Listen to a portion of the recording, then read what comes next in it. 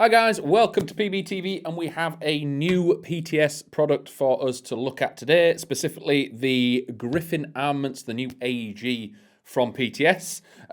We have the 7.5 inch a little bit tricked out, but it also does come in a 10.5 inch length. So we're going to work from the front all the way to the back. We're going to concentrate on the 7.5 inch because that's what we have tricked up. One thing I will note is the main things are different is purely the barrel, external barrel length and the rail length. Apart from that, everything is identical when it becomes between the two platforms, including the inner barrel length. So looking at this one, as you can see, we've tricked it up just a little bit, just so you can see how it looks when it gets in your hands. So the things that we have added: optic, torch, switch, and grip. Everything else is as it is out the box. So on the front of this thing, this is a Griffin Armament, so you do get some Griffin Armament parts included, and that includes the suppressor on the front. So this is one of the Griffin Armament suppressors that you can get separately if you're wanting it on any other style platform. As you can see on the front of this one, you do have this almost hex style front end. Again, real steel, tightening it up. It's just a bit of look in airsoft, but it is a vibe in itself. Underneath that, there is a 14mm counterclockwise thread. So if it's not to your taste, by all means, swap it out to something else. One thing to note with the 7.5 inch, that this does have a 250mm inner barrel. So the inner barrel stops about here. That is the same length that's in the 10.5 inch. So with the 7.5 inch version that this is, the inner barrel does go about halfway into the suppressor. So you've got maybe an inch, inch and a half of clearance that you'll need to work out if you wanted to put a trace unit on it instead of this device. With the 10.5 inch, the barrel finishes just where the threads start, so you'll be fine to just straight swap that out if you like. But if you're preferring the compact look, and as this is, it is a stunning bit of kit. The rail section, as you can see, it is M-LOK on the right, left and bottom. We've fitted the direct link M-LOK foregrip on here.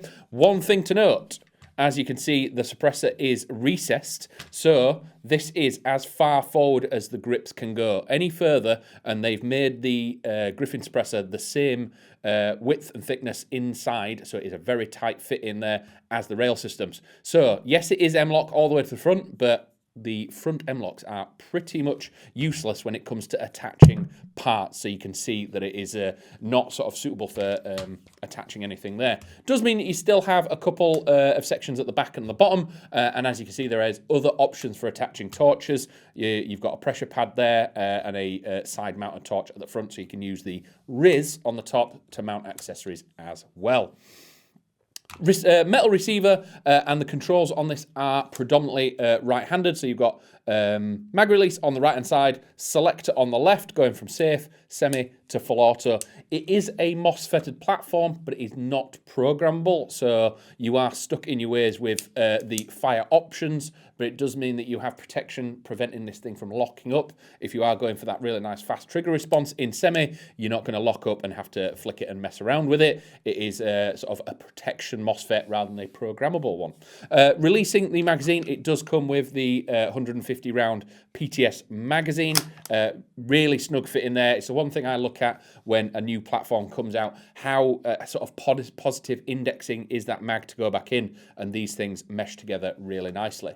We've thrown a vortex on the top, so you can see it is RIS on there, and it's just a bit of a sort of an idea of the height and the gauge that you're going to get with a raised mount optic on this thing. People are looking at like the PTS unities and things like that to raise it even more, because we do have that standard stock profile at the back. If you're wearing mesh, lower face, full face, anything like that, and you want to raise them up even more, PTS do the risers to increase that height of that optic, making it much easier for you to get a sight picture. We do have a standard A1 style grip on this. It's a bit of a classic for what is essentially quite a modernized platform. They've got all the way back to an A1 style pistol grip here. Quite an interesting thought that they've gone with, and a very slim profile stock. So you are going to be limited to stock tube style batteries on this, but there are plenty out there where you can get a 1450, 1300 milliamp LiPo batteries in a stock quite comfortably, and it is a Dean's connector in there.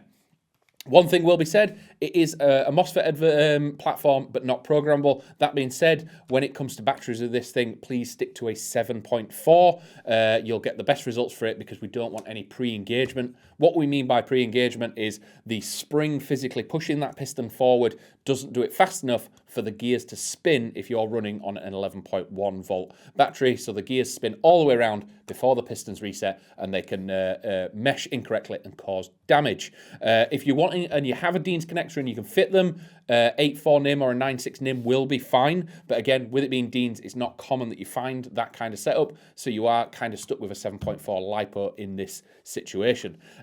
Very much looking forward to these getting out on the field and the market. I think visually wise, they're absolutely stunning. Love the Griffin setup with this M-lock front end. I'm either on the market that it should be, either cut off where your suppressor starts and ends exactly where the rail section is here, or if you're going to recess it a nice inch and a half like that, is a really good look. Yes, you do lose some of the M-lock features, but 9 times out of 10 you're back here anyway. Where that grip is, it's nice and comfy for me to then get a pressure pad at the front and run this thing as it wants to be. Kind of in that sort of base level market. So if you're wanting to start off with something that looks very modern, very sort of cutting edge and very sleek and streamlined, this is definitely an item for you. We're going to have a little play around and see how we can trick these out a little bit more, but they are online right now if you want to get yours in the 7.5 inch and the 10.5 inch. You can get both of them online right now. But if that is everything for today, thank you very much for watching, and I'll catch you in the next one. Bye.